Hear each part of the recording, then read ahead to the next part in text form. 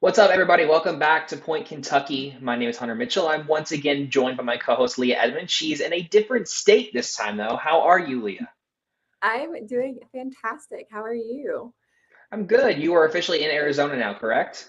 I am. I've been here since Saturday morning. Yeah. For those of you that don't know, Leah's pro season is about to start. We'll talk more about that next week because they're going to start next Friday.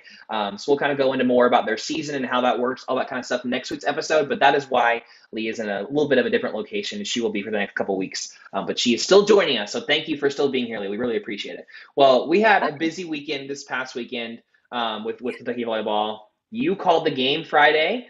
Well done. You sounded great. I listened. It was great. Well done. So we're going to go into that LSU loss or the LSU victory, excuse me, first. Let's start with the positive again. We keep starting with positive and ending with negatives, unfortunately, but we'll try and hopefully change that soon. But let's start about what you liked against LSU. What did you see from Kentucky on Friday night that gave you a lot of encouragement going forward? Well, first of all, I loved Brooklyn.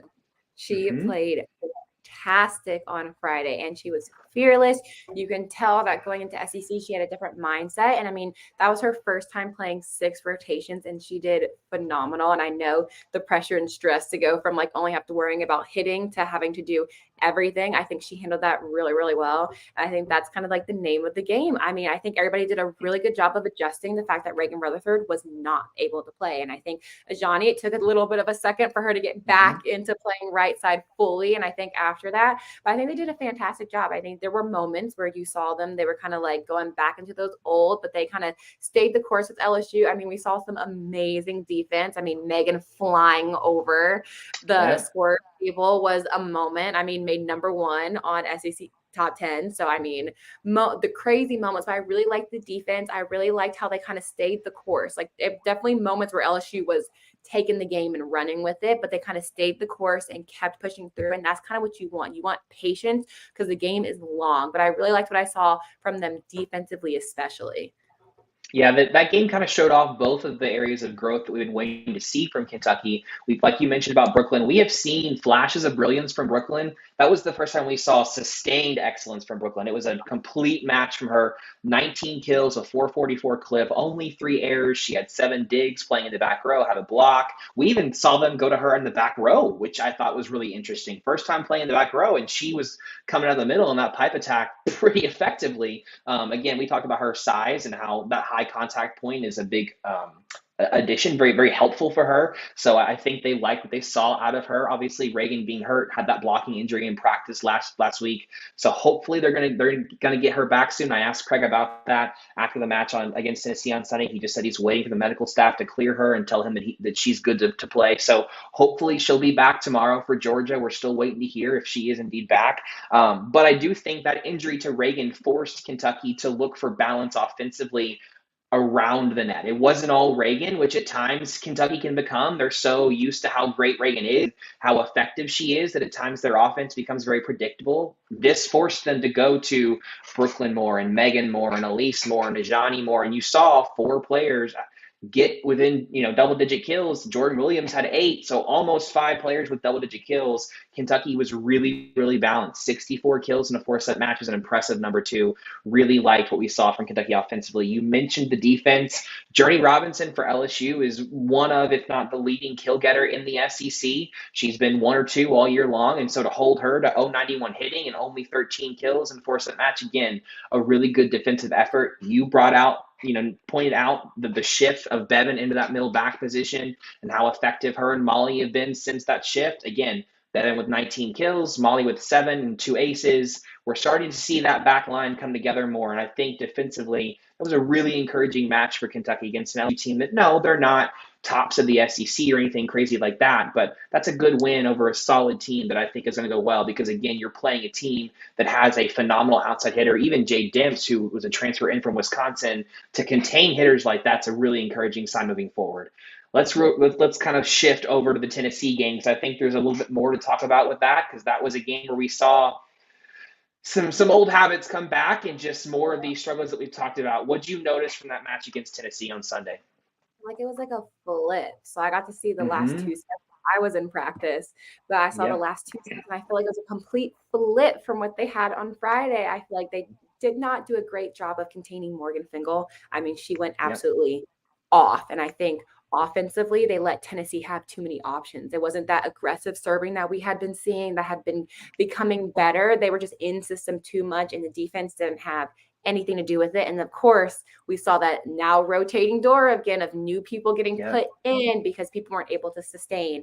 And so it was just kind of like it was like the old times. Like I thought we were doing a whole lot better after that LSU game, but we just kind of saw them revert and not being able to push through that. And I mean, I got to give Tennessee their credit because they played phenomenally. I mean, they played Yeah. just perfect and they weren't letting balls hit the floor. And I mean, like there's nothing you can do about that. But I definitely feel like Kentucky could have given them a little bit more of a push and kind of put a little bit more pressure and force them to make a little bit more errors and not have the offensive game that they did.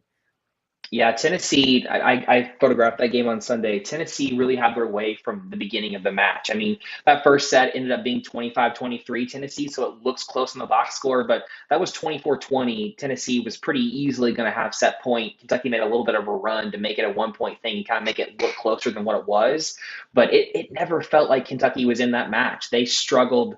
Again, we keep harping on it. They have not been terminal enough, especially from that left pin. And I think what you saw on Friday was LSU was a little taken aback because Reagan wasn't in the match, and they were probably preparing for Reagan because she is Kentucky's best offensive player. Tennessee probably saw that, and they said, okay, look what Brooklyn did with Reagan out. We've got to stop Brooklyn.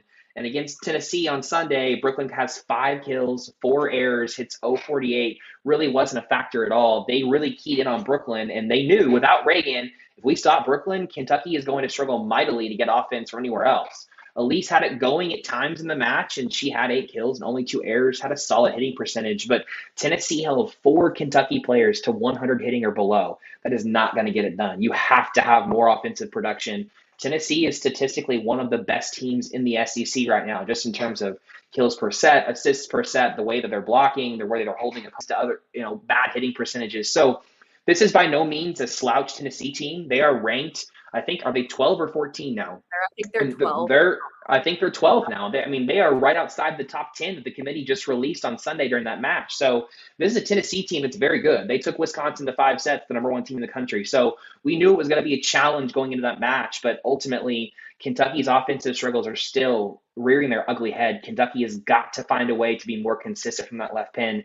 I talked to Craig about it again after that match. Just what can you all do? And he's again harping on we've got to find a way to use the block. It cannot be that we are afraid of the block. You have to use it. I know that I keep mentioning this, but what made you so great, Leah, what made Allie so great, Maddie Skinner, Avery Skinner so great is when you saw blocks, you saw an opportunity. You did not see an obstacle. It was how can I use the block to score? It wasn't, oh, I have to tip over it. And I still think at times we're seeing Megan or Brooklyn or Aaron tip over the block and they're giving very easy balls. So, for example, if Kentucky gets a good serve in play and they get a ball over that they're able to dig, they're still behind the point because they're letting the block affect them. They're not able to get a good swing off. And when you do that against these good teams in the SEC, it's just not, you're not going to have success. To be swept at home by a Tennessee team was surprising to me only because I thought after that Pitt match when they swept at home, I've seen a lot of growth from this team, even in the losses. So I wasn't expecting another sweep by that Tennessee team. As good as they are, I thought Kentucky would be a little bit more competitive, and they just never felt like they were really even in that match. Yeah, especially because Tennessee hasn't beaten Kentucky since my freshman year. So it's been like a Yeah. long-standing thing of like knowing that when Tennessee comes to play, they like to ruin SEC hopes and wanting to play with that fire. But like that's the big thing. And like mentally, I can see what their thought process is with the tipping. It just has to be in a more strategic place. You got to get someone Right. out of the whether it's the setter, whether it's your outside, somebody has to be out of play. When you're sending easy balls over to the middle of the court that libero can pick up, that's easy. That's basically a free ball. That's free game Right. for the inside. So I think if they're going to tip, if they're going to start using those shots a little bit more, they've been using a lot of the two-hand kind of setting over the net, which is fine. Mm-hmm. It just has to be a little bit more strategic and trying to get someone out of the play instead of just kind of sending a ball in, hoping that you can reset when you have someone with the offensive firepower of Tennessee coming back at you.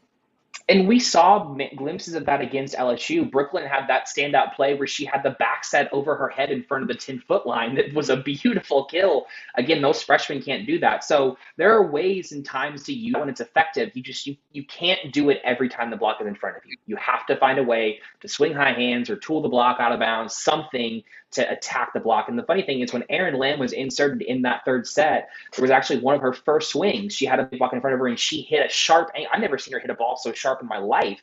And it was a beautiful kill. They've got to find more of that. I'm interested in what you've seen, Leah, because you practiced with Kentucky a little bit from those two left pins, especially Megan and Erin. Craig right now is going with Megan Wilson. Erin Lamb has had really good moments for Kentucky both last year and even the beginning of the year this year.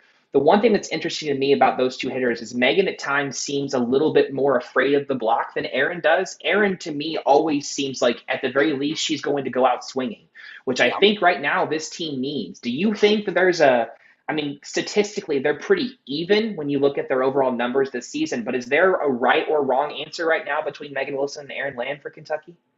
Not really. And I mean, that's the interesting part is I've been in practice and I've seen what they're capable of. I've seen the drills. I sit there and work with the outsides when I'm there to get reps, and they're working on hitting off of the block, going up. And when you have a bunch of blockers in your hand, using their hands. So it's just like really interesting to not see that. Now practice is not as pressure of a situation as a game is. You know that when you make an error in practice, like that's not going on the stat sheet. That's not losing you a point. It's practice.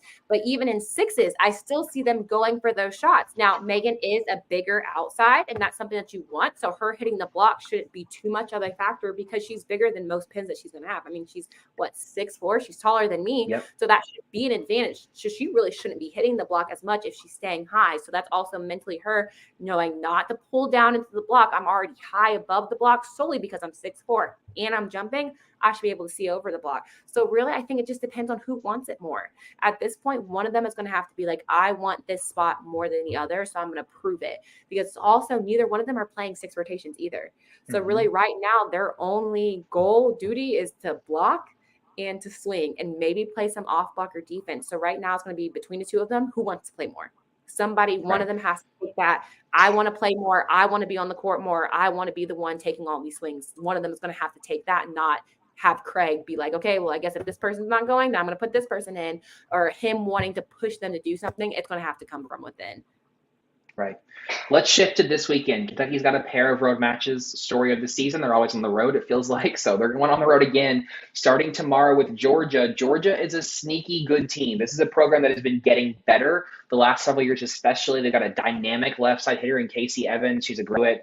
I thought last year was their last year of dealing with her, and then she came back for a 5th year. So they still have to worry about Casey. And then the big one, the big name that Kentucky fans probably will recognize is Sophie Fisher, was a part of that really talented recruiting class when Kentucky won the title as a freshman, was just playing behind some really talented Kentucky players and then decided to transfer over to Georgia, where they have moved her into the middle blocker position, which she's used a little bit of a special way as a middle. We'll talk about that here in a second. But what are you hoping to see from Kentucky as they play Georgia and then obviously Alabama on Sunday? Some fight. I mean, Georgia has a great atmosphere at their gym. They get a lot of fans, and they are a fiery group. I mean, I got to play against Casey Evans, which is insane to say because she's been in college that long that I got to play against her. And so I very much vividly remember her. She's very fearless, and I got to watch her again in Florida. And if that's how they're going to play the rest of the season, they're going to take a lot of people out, not realizing it. They are really fiery. They get really excited. I mean, it was kind of like looking at like former Kentucky teams of how crazy we used to be. It looked exactly like how we were playing against Florida. They are fiery, they are fearless, and they're playing with no fear. And those are the scariest teams to go against because they have no fear. They do not care what happens. They're going to continue playing, and they're being really well coached. And you can see all around they're playing a really well game. So for Kentucky, you're going to have to go in and be focused, and you can't let the emotions, because Georgia is an emotional team. When you have a team that's that fiery, usually they're emotional. They're up and down. So when they're high, they're really, really high. And then when they're low, they're low. So you have to be able to stay the course and be Kentucky volleyball, regardless of what's happening on the other side of the net. And I think that's going to be the biggest struggle, not even volleyball wise, is not trying to match them emotionally and what's going on their side of the net. And I think Alabama, I mean, Right now, they're not playing the greatest volleyball. They were picked to be kind of bottom of the tier for SEC, but that means absolutely nothing because Georgia was in their same spot and took a game away from me my senior year. So I'm one of those that you never underestimate anyone in the SEC because they're going to play Kentucky. And with how Kentucky's been playing, everyone's going to think they're going to have a shot to try to take a set or a game away from them. So I think they really have to come in focused and being ready to play serious and just a content game, just full on. This is a Georgia team that actually beat Georgia Tech earlier this year. Georgia Tech has been a team. They were number 10 at the time when Georgia beat them. They're in the top 15 still. It's a talented team. Georgia beat them in 4. So this is no slouch of a Georgia team. And they, like you mentioned, they just took Florida to 5 sets, nearly had them. That was a game, I believe it was at Florida. Yeah, it was at Florida when they took Georgia to 5 sets. So this is a Georgia team that very much is not afraid, as you mentioned. Casey Evans has been that way since she was a freshman. She always plays completely fearless. You mentioned how emotional. She's the emotional leader of that team. They feed off of her energy and off of what she brings them, especially coming off of a 5-set loss where I think they think they should have won that match. They're going to be itching to try and get a ranked win over Kentucky. Kentucky is ranked 23. They are 3-7. That doesn't matter to Georgia. They only see Kentucky. They are treating this as if they are the number 1 team in the country. So they're going to be hungry for a win. We mentioned Sophie Fisher. This is kind of one of those weird things with volleyball. We'll get into a little bit of the weeds, but there's that half rotation where your middle blocker has to serve and play defense against Florida. When Georgia, if they got the ball when Sophie Fisher was playing defense in the back row, they actually set her in the back row. I have never in my life seen a middle blocker be set in the back row. But Sophie's experience as a pin hitter. Have you? In high school, I played 6 rotation middle. Oh, yeah. Okay. High school, I get. But in college, I have never seen a middle blocker set in the back row. Sophie has experience as a pin hitter, so it makes a little bit of sense. She's also 6'5", so that high contact point helps. So that's one thing to watch out for if you're Kentucky. If Sophie Fisher is serving and Georgia gets that ball back on their side of the net, you have to keep an eye on Sophie. She is the leading point scorer in the SEC from a kill standpoint and a block standpoint. So she's an all-around fantastic player, both offensively and defensively. You've got to track where she is at all times on the court because, like I said, Georgia is not afraid to set her in the back row, even though she's a middle. You kind of hinted at Alabama. Again, they came into the SEC 10-1, so they had that inflated record. They hadn't really played anybody. They haven't won a set in Southeastern Conference play yet. Now, that means nothing. You mentioned Alabama seeing Kentucky. They just want to win. And Alabama could come out and play a game out of their mind, and they could win that game. Like, road games in the SEC are no longer this cakewalk that they used to be. We are seeing conference-wide how the parity in the conference specifically has just exploded. Even last night, A&M beat Florida in 5 at Florida. I mean, there's no game this year where you are looking at these teams and going, oh, that's an easy win for Kentucky and or someone else regardless. We're 3 games into the conference season, and Kentucky and Florida are not in first place because they have both lost a match already. That doesn't happen. I mean, when is the last time that we've been able to say that Kentucky or Florida had already lost a match 3 games into the conference season? It's one of those years where you've got 5 teams right now ranked in the top 25 in the league. It's just going to be a hard year. And if Kentucky wants to contend for that title, they're going to have to work. In games like Alabama, games like Georgia, these go a long way in determining the eventual winner of the conference. So you mentioned it. Kentucky just needs to play consistent. We have got to see some consistency offensively, especially. We are not used to seeing that because they've been so good offensively the last several years, but they have got to find a way to put the ball down on the floor the first time they get the opportunity. And you cannot keep giving other teams multiple opportunities, multiple rallies, because eventually it's going to bite you. Leah, we've kind of done a pretty solid preview, I think. Why don't we go ahead and transition into your ace in it? Because I think we're talking about defense this week, which we saw, again, some improvement this past weekend, but then against Tennessee kind of went out the window. So let's talk about defense and what we should expect from Kentucky whenever they're playing.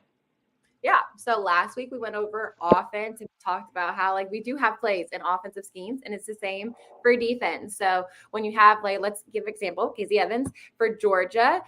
Kentucky's going to go in and have a specific defensive scheme they're going to run. So they might be either pushing her to hit more cross court. So she's going into Molly Tuzzo, who's now playing left back, or they might be pushing her to hit down the line because this might be something that she's not comfortable with. So usually there's two types of defenses that you run. Either you run a defense where you're blocking cross, and usually you'll see people hold up this to mean that they're blocking cross. And so you're funneling the ball down the line, kind of pushing that hitter to have to hit there. So you're putting her hands in places where she can't hit.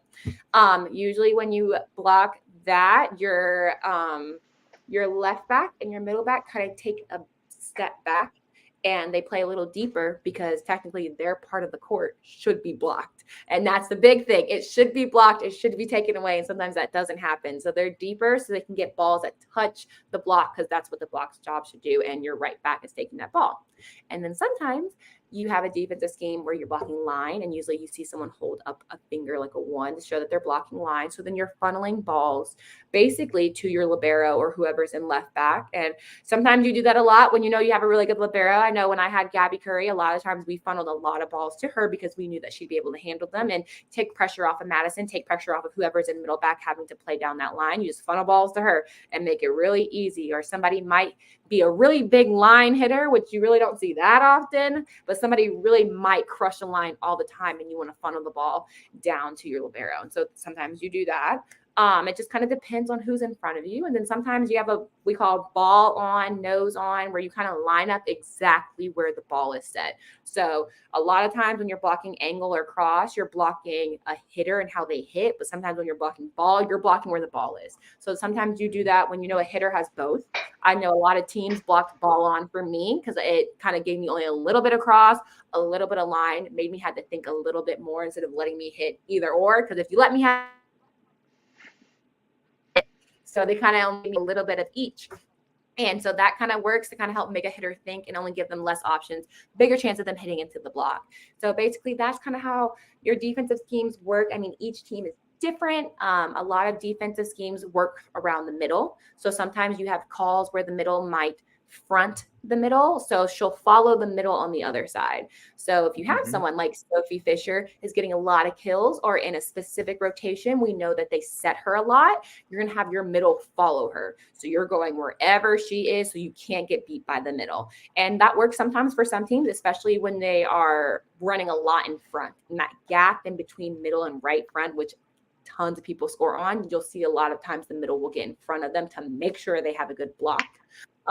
Sometimes you have a very powerful outside, and you know in some rotations or just in general, you want your middle already over there. You know your middle isn't a factor on the other side, and that right side isn't a factor on the other side. So you're like, nope, we're going to make sure we have 4 hands in front of that outside to make sure we have a solid block. And then you have the same way to the other side. So sometimes a lot of your defensive schemes goes around the middle or it's really about what's going on the other side. You want to make sure you're putting your defense in the best chance to be able to dig a ball. Because defense, everybody thinks defense is like about like stopping. Sometimes it's just funneling, giving yourself a chance to play offense. Like you want to stop them with the block, but you also want to make them think and make them make errors. So a lot of teams have done a really good job of on Kentucky sealing their line. Line hasn't been available, or they'll do the complete opposite, or they'll take away angle because Aaron and Megan have a tendency to hit angle. So while you're watching the game this weekend, see what Georgia's doing for Kentucky. I predict that they are going to make them hit a lot down the line because we haven't seen that a lot from Megan and Aaron. So I could see that them taking away their cross, making them hit down the line. And there's only a slither of room between that line and that antenna. So I could definitely see that. And I can definitely see them following a Johnny Taylor and Elise around a little bit more. So that's defensive schemes. Awesome. And even with Kentucky specifically, because Emma Grome is an undersized setter, a lot of times you will see Kentucky trying to block more cross court because they know that regardless, Emma's going to get the ball's going to go over her. She's so little, there's not a lot she can do. So you'll see that defender try and cover line because they just know and ultimately there's not a whole lot Emma's going to do. She occasionally gets a hold of it, but not often. And you kind of mentioned the defensive plans where you just kind of go into the match saying we're going to send 2 to this outside hitter. It's reminiscent of that championship match against Texas when Kentucky really, I don't want to say they ignored Texas's middle blockers because they didn't, but they said Logan Eggleston cannot do whatever she wants. Now, She still kind of did because she's a ridiculously talented outside hitter and she's going to get hers. But they very early committed to, we are sending 2 blockers to Logan when she's in the front row. We don't really care. And obviously it worked. You 1-4. So well done for that. But again, those are those little defensive schemes that make the difference. And that's the kind of stuff that I think, you mentioned it moving forward. Kentucky is getting better on that end of the floor. I think it's not quite as noticeable because the offensive issues have been so glaring. We haven't been able to really talk about and harp on how good defensively Kentucky has been at times. Obviously, plays like what Megan did in that Sports Center top 10 where she hurdled over the table and then came back into the play and got the eventual kill.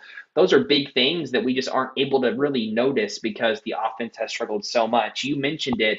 Megan and Aaron, they're going to have to learn how to hit line because teams are going to block that cross court until they prove that they can be consistent with it. And we have seen several times where Kentucky gets a one-on-one block or they have a shot that you think is going to be there down the line and they hit it out of bounds. You've got to find a way to keep that ball in play and keep that defense honest.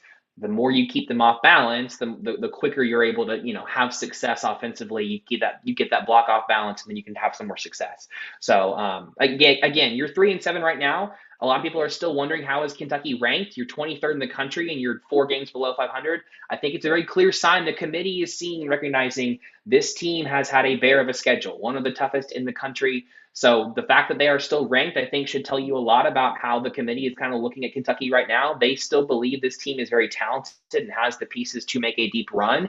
It's just a matter of at some point you have to put it together. I know we keep harping on the road games and the ranked teams, and they're not excuses because you're not excusing the 3-7 start. It's just an explanation for a large reason as to why it's happened. But at some point, you do have to start winning. You do have to start stringing wins together. And this is a good starting point for a weekend where, yes, it's 2 unranked teams, but these are teams that can still very much beat you if you are not careful. And it's an opportunity for you to get some good gameplay in before you have to play the Floridas and the Tennessees again, and the Arkansas, the Auburns, kind of the ranked bears in the conference. These are the weekends that I think will really go a long way in developing you for further down the conference slate. So hopefully Kentucky can get us. We keep talking about it. We need one weekend where we go on the podcast the next week and it's 2 wins. We keep splitting or having nothing. I would really love that. Be like, oh my God, look at all the positive that we've done. But like the funny thing about it is I've had teammates here that we talk about college volleyball here because we're all watching it. All of us played in college. And they're like, Kentucky had an awful non-conference. So it's not like people aren't noticing, like even people in the volleyball community know that schedule was tough and it's going to be really hard to get through that. And it's just going to be like, how do they respond to that? Like, we understand you had a hard non-conference. We are commending you for choosing that schedule and making it through it. We're helping you by keeping you ranked because we respect that you chose that. Now, what are you going to do with it? Right. At some point, the wins have to matter. And I think that we're in the season now. You've had that hard slate.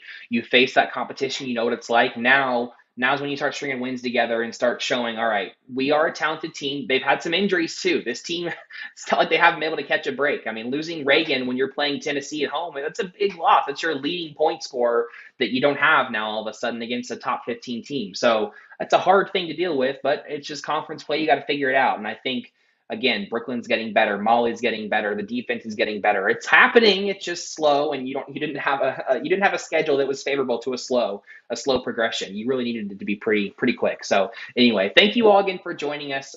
Kentucky has 2 road matches before a road match again next Friday and then a home match next Sunday. So we'll be back on Thursday. We're going to preview or recap this weekend, preview the upcoming weekend. Leah is actually starting her pro season, next Friday. Already started the pro career. Her pro season next Friday. So we're going to do Ace in It. It's actually going to be about Athletes Unlimited. There's some different rules on scoring and how the whole league works. We're going to break all of that down because obviously Leah and Allie Stumler-Linehan and Kaz Brown are all a part of that league. So you'll get to watch them, former Wildcats, play alongside the same time that Kentucky volleyball is playing. So a really cool thing that Athletes is doing this year where they're coinciding with that college volleyball season to get more eyes on the sport. So really, really cool. Be sure to tune in next week where we explain all those rules and break all that down, preview Leah's season. So excited to get to watch her play again. But thank you all again for joining us, and hopefully we will get some Cats victories to talk about next week. Hoping for 2 and no more splitting. Please. Would love to. Thanks, guys.